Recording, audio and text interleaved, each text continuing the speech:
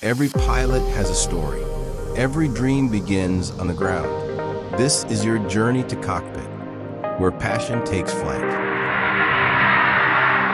This week in aviation, we saw a really deadly runway collision, some major policy changes happening over in India, and of course, rising fuel costs that are hitting airlines all over the world. So, here's your complete aviation news update for the week of March 23rd to the 29th, 2026, and, most importantly, what it actually means for you as a pilot. Okay, so let's dive right into this week's briefing.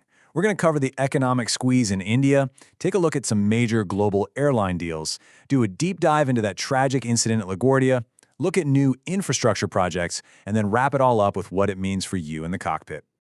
All right, let's kick things off in India, where, man, it's like a perfect storm of soaring fuel costs and a weakening currency. It is putting a serious squeeze on airlines, and you can feel the shockwaves across their entire operation. So the big problem here is the surging cost of crude oil, which is now getting close to $105 a barrel. For an airline, that is a direct, painful hit to the bottom line. And it gets worse, because the local currency is also depreciating, which makes paying for that fuel, which is priced in dollars, even more expensive. And this chart, wow, this really tells the story, doesn't it? Aviation turbine fuel now makes up almost 40% of an Indian airline's total costs. 40%! Then you add in other big expenses that are also in dollars, like aircraft leases, and the financial pain just becomes crystal clear. So to help these airlines cope, the Indian government has actually removed the caps on domestic airfares. This lets the airlines pass on at least some of these costs to the passenger. But even with that, it hasn't stopped ratings agencies like ICRA from downgrading the entire sector to negative. They're basically expecting net losses to get a lot wider.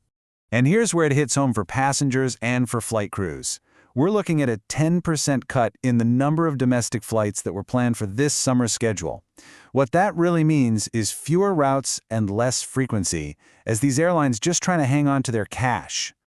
Okay, now let's zoom out a little bit to the global stage, because despite all that turbulence we're seeing in places like India, a lot of other airlines are still making some really big strategic moves for growth and efficiency. And this activity is happening all over the world. I mean, look at this. In Asia and the Middle East, you've got Singapore Airlines and Etihad aggressively expanding their routes. Hop over to North America, Mexico's market is about to get consolidated with a huge merger between Volaris and Viva Aerobus getting the green light from shareholders. And in Europe, we're seeing some really smart operational plays. Lufthansa just locked in a crucial labor deal with its ground staff, while EasyJet is investing in lighter seats to cut fuel burn and CO2 emissions. Smart stuff. All right, now we need to narrow our focus to the most critical event of the week, a tragedy at New York's LaGuardia Airport that has sent, frankly, shockwaves through the industry and is raising some very serious questions about our safety systems. So here's what happened. On the night of March 22nd, an Air Canada Express CRJ 900, which was on a flight from Montreal, collided with an airport fire truck while it was landing on runway 4. This became the deadliest U.S. commercial aviation accident we've seen in decades. Let's walk through this timeline, because it shows just how fast this tragedy unfolded. The aircraft touches down at high speed, right as the fire truck, which was actually responding to another aircraft's issue, entered the active runway. You hear the controller's last-second stop, stop, stop command, but it was too late to prevent the collision. And just horribly, it killed both pilots and sent 41 other people to the hospital.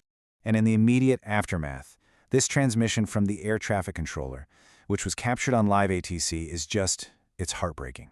It reveals the immense pressure and the devastating human element right at the center of this tragedy. So the crucial question is, how could this possibly happen?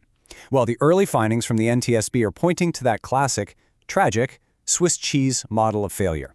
Where each hole represents a different breakdown. The fire truck didn't have a transponder, the airport's own surface detection system failed to send an alert, and critically, at least one controller was totally overloaded, working several positions at once in one of the busiest airspaces on the planet. The tragedy happened when all those holes just lined up perfectly. And this incident forces all of us, everyone in this industry, to ask a really critical question about controller workload and the systems that are supposed to be supporting them. It's a question we're going to come back to in our pilot takeaway at the end. Now, while an incident like LaGuardia really highlights the immense pressure on our current systems, it's also important to look at the infrastructure that's being built for the future. Despite these short-term challenges, there's still a ton of long-term confidence in air travel, and it's driving some massive new projects. And this project in India is the perfect example of that ambition. I mean, it's a fascinating contrast, right? While its airlines are facing this severe economic squeeze right now, the country just opened the massive new Noida International Airport. It's starting with a capacity for 12 million passengers, but it's designed to eventually handle up to 120 million by 2050. It's all part of a national plan to build 100 new airports. That is a clear signal of a long-term vision, even in the face of short-term pain. All right, let's bring it all together and talk about what this week's news really means for you, for your career, the risks you face out there, and the opportunities that are on the horizon. Okay, so let's talk jobs. On the hiring front, that huge post-pandemic surge is kind of settling down into a more sustainable rhythm. The really frantic pace has slowed, but as you can see, the hiring numbers at the U.S. majors are still very, very strong. That's being driven by mandatory retirements and just steady demand. And if you're thinking long-term, the picture is just huge. Boeing is projecting a need for nearly 3,300 new airplanes just in India and South Asia alone. Now think about this. To fly and maintain that fleet, the region is going to need an estimated 45,000 new pilots over the next 2 decades. 45,000. Okay, so let's connect back to the week's biggest safety story, because the LaGuardia tragedy isn't just a headline.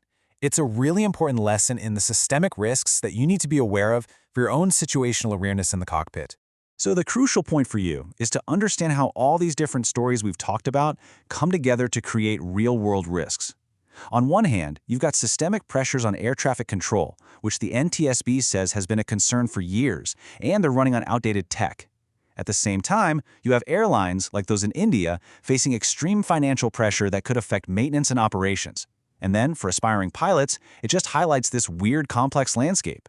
There's a global shortage of 24,000 pilots, but it's still really hard to break in.